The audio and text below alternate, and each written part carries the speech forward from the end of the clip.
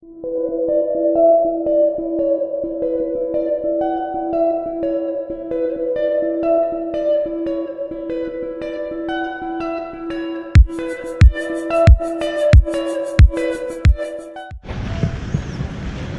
ดีครับวันนี้เรา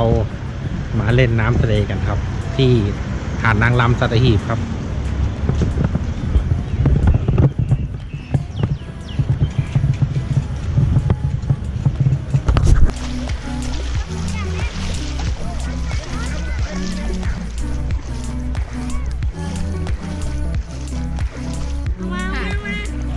หาดนางรำ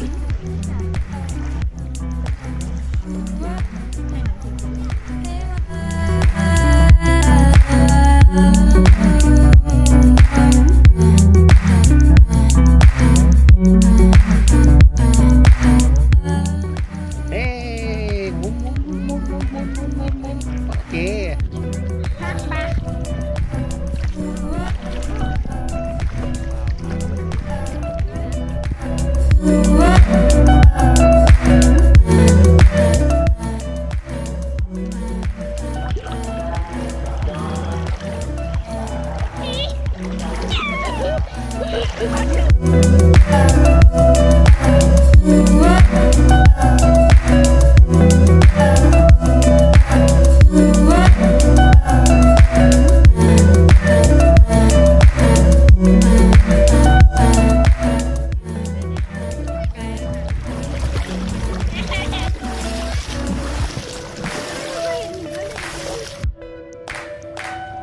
อยู่ข้างหลังอ่ะ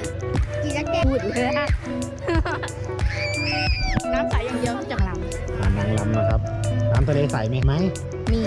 มองเห็นเล่นด้วยตาเปล่าเลยเปล่าเห็นแต่ไปเดี๋ยวจะพาไปดูปลานะครับตามมาครับ